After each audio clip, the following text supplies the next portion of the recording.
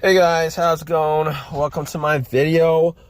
Just want to give you guys a little tip if you guys have this issue, and this is more of a fix than it is a tip. A couple days ago, I ran into this situation where my car was just completely dead. It was parked. It was in the morning. For whatever reason, it was completely dead. I couldn't even use the remote. Remote wouldn't work. I had to use the key to get in, and when I got in, there was no chimes, no nothing. Try to start it, nothing. It was just dead. It was like completely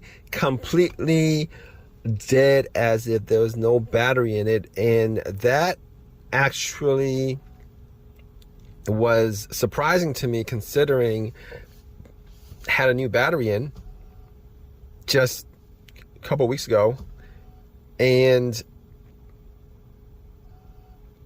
all the lights, nothing worked. All right, and I know that it wasn't because I left the headlights on or anything like that.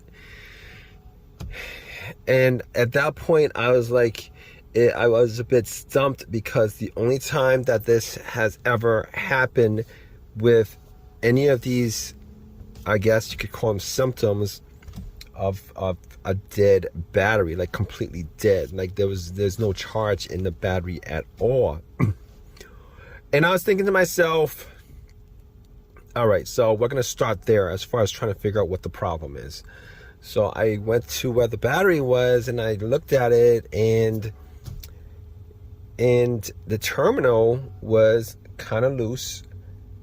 The positive terminal was kind of loose, and there was a lot of corrosion on there, like white bluish corrosion. So I didn't clean it up last time I replaced the battery, if I recalled, and I was thinking to myself, all right, so quick fix, not a problem. Hopefully it was charging correctly, and there's still some kind of charge. Maybe it's just a disconnect. So what I did was I actually wiggled it first. And then I tried to start it, nothing. And I tried to tighten the battery, try to start it, the terminal, try to start, nothing. So I went and tried to find a metal brush, which I had a metal brush. And essentially I used the metal brush to clean the battery terminals. I used the metal brush to clean the battery terminals. Had them 100% clean, wiped them. I think I even put some brake fluid on them just to make them really nice and clean. And I put the terminals back onto the battery. I even cleaned the terminals on the battery itself. Put the cables on and pretty much screwed it tight. Try to start it, nothing. It was the same thing. No sounds, no light on a dash, no lights on a dash, nothing that says that there was any power. So I was thinking to myself, all right, well, next up, battery's probably dead. But I had a voltmeter, so I just want to make sure that was the case. And I put the voltmeter on and tested it out, and it read 12.6. It read 12.6. And I was thinking to myself, it read 12.6, which is a full battery. Battery was completely full, and I was thinking to myself, it's kind of weird, right? It's kind of weird. Battery is full. There has to be an electrical disconnect somewhere.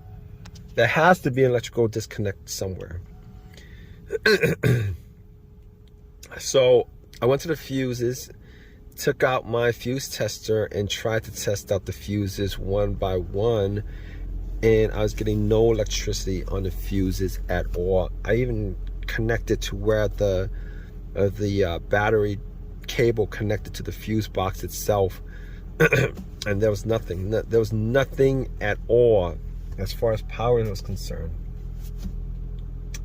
So I was looking around just to make sure that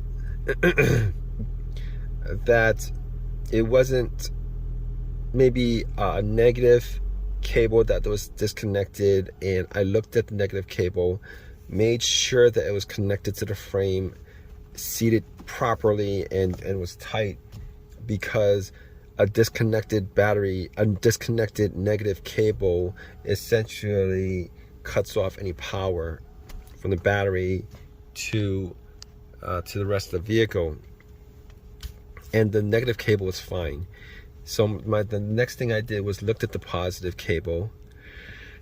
It really didn't notice much in a positive cable, so I actually took up one of these jumpers, a jumper pack that I had, and I tried to jump it, and nothing. I tried, and then when I got nothing, I was like, I was putting it all over different spots on the cable itself, and just got nothing at all. And I was scratching my head trying to figure out what the problem was, because the night before that I hit I hit a pretty good bump. There was no damage, but I hit a pretty good bump the other night, and I was thinking maybe there was some electrical issue that occurred, maybe a wire got disconnected or something like that. And I was thinking to myself, okay.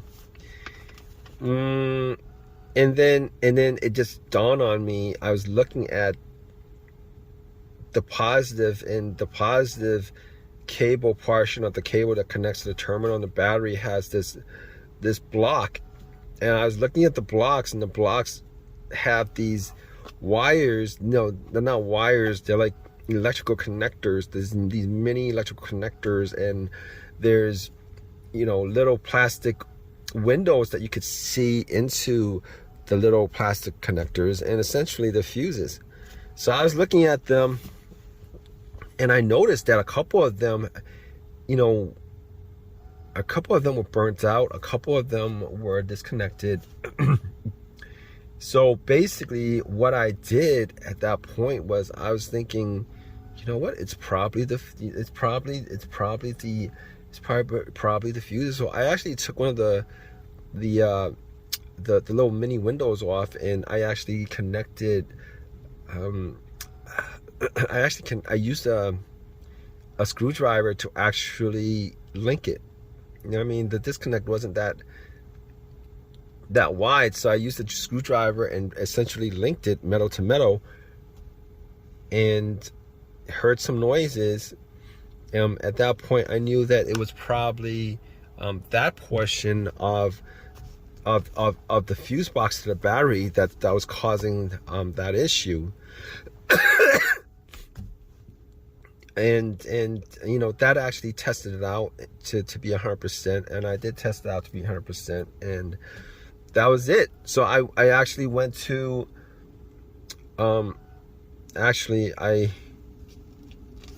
it was a little bit early in the morning.